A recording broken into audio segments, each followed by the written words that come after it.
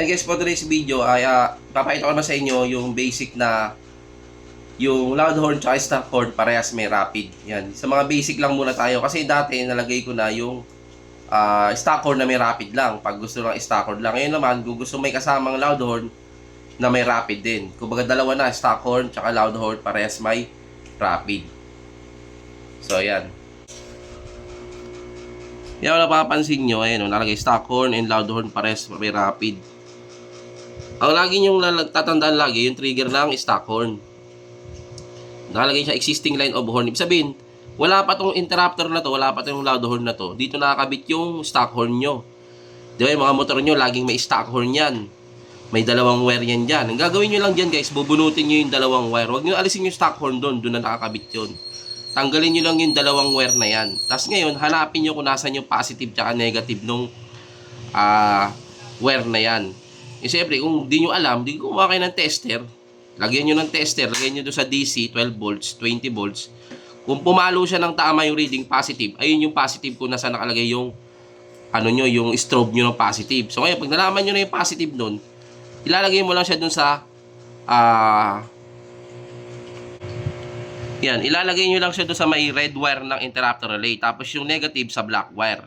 Tapos yung output niya, nakapansin di ba may dalawang dilaw na wire yung output ng interrupter relay. Ilalagay nyo lang yan dun sa 85 tsaka 86 ng relay. Then syempre yung 30, ilalagay nyo dun sa battery. Yan, yung 30 syempre sa battery yan, may naka-series na fuse. Mali lang yung drawing niya pero series ang fuse niyan. Tapos ngayon, syempre output niya 87, ilalagay mo dun sa halo switch, laging sa common. Tapos yung normally close niya, lalagay nyo dun sa stock horn. Di ba yung stock horn, tinanggal nyo ng wire to. Ngayon, yung wire ng halo switch na normally close, dun nyo na ilalagay dun sa dalawang terminal na stock horn. Tapos yung terminal na isa, i-ground mo lang, negative. Pagdating naman dun sa isa, sa normally open, dun mo lang ilalagay yung output ng normally open na wire, papunta sa loud horn. Di ba, dalawang loud horn mo, PIA, dalawang piraso yan. Yung positive nun, output ng normally open, dun mo lalagay sa positive ng PIA horn. Pansinin mo yung drawing shorted yung positive tsaka positive na. Yung negative niya, ground mo lang. Ground mo lang. Yan ngayon, paano gumana? So, ganito lang yan, paano gumana.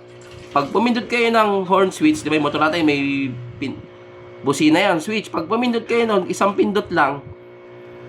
Kung stock horn lang, gagana. Kung naka-normally close yung halo switch mo, gagana stock horn. Pag binabad mo naman, siyempre yung interrupter, may kumbaga nagkakaroon ng interrupter ng output yan, yung putol-putol. Ganon din yung baton yan dito. At ganon din yung lalabas dito. Magkakaroon din ng interrupter relay yan. Magkakaroon ng interrupter yung stock horn mo. Parang magrarat-rat yan.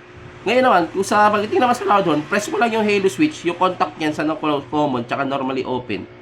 Yung supply niya, mapupunta na sa PIA horn, sa loud horn. Pag pumares din kayo, tutunog din na isa yan. Pero pag binabad mo yung horn switch, syempre, magkakaroon ng interrupter yung busina na yan. Magrarat-rat din yan na loud horn. So, ganun lang siya kadali gawin. Ito yung basic. So, panimula.